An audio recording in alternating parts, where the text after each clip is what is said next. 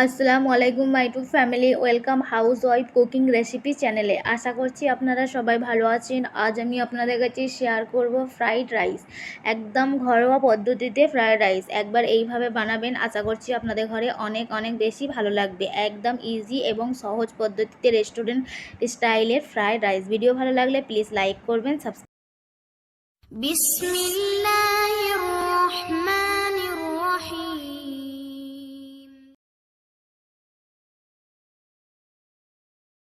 Fried rice বানানোর জন্য এখানে আমি একটা গাজর লম্বা লম্বাভাবে কুচি করে নিয়েছি, অর্ধেক ক্যাপসিকাম নিয়েছি যেটি এইভাবে কেটে নিয়েছি, 5-6টা বিনস নিয়েছি কুচি করে কেটে নিয়েছি,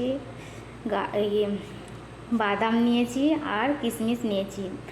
এবারে এইগুলো আমি সুন্দরভাবে ফ্রাই করে নেব। ফ্রাইড রাইস বানানোর জন্য আমি এখানে ফ্রাই প্যানে তেল দিয়ে দিয়েছি।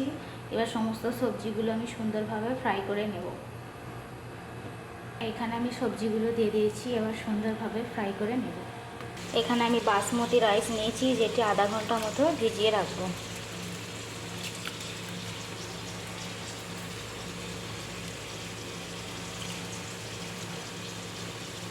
এখানে আমি কিছু ফ্রোজেন মটর নিয়েছিলাম, যেটি সবজিগুলোর সাথে সুন্দর করে ফ্রাই করে নেব। এটা আমি আধা ঘন্টা মতো ভিজিয়ে রেখেছিলাম।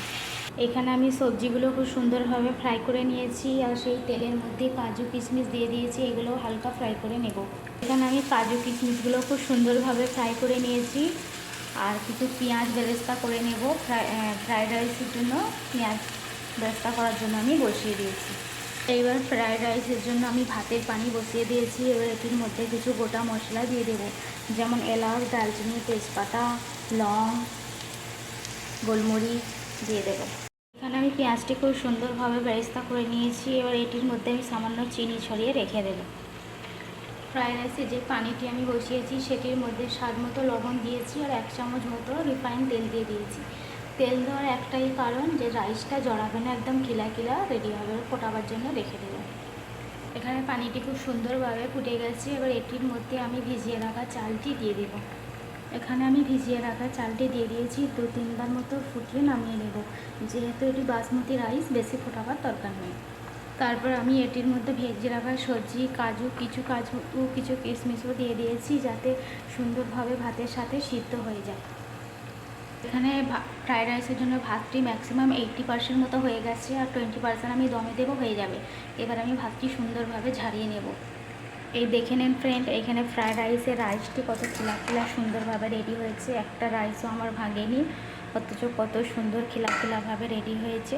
এবার এটির মধ্যে আমি পিনাট বাটার দিয়ে দেবো, আর বেরেস্তা করা পেঁয়াজ, কাজু, কিশমিশ ছড়িয়ে দেবো। এখানে বাটারের জায়গায় আপনারা ঘিও ব্যবহার করতে পারেন।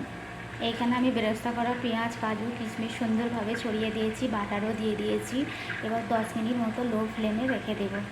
দেখুন কত সুন্দর একটি ফ্রাইড রাইস রেডি হয়েছে। আপনারা চাইলে কড়াইয়ে ভাত রান্না করে এই ফ্রাইও করতে পারেন, কিন্তু আমি একটু অন্য পদ্ধতিতে ফ্রাইড রাইস বানিয়েছি। এইভাবে বানাবেন, আশা করছি আপনাদের অনেক বেশি পছন্দ হবে। দেখতে তো সুন্দরই, খেতে তার থেকে ডবল সুন্দর। এখানে আমার ফ্রাইড রাইস একদম রেডি। দেখে নিন কত সুন্দর একটি ঝরঝরে ফ্রাইড রাইস। এইভাবে একবার বানাবেন, আশা করছি আপনাদের ঘরে অনেক বেশি ভালো লাগবে।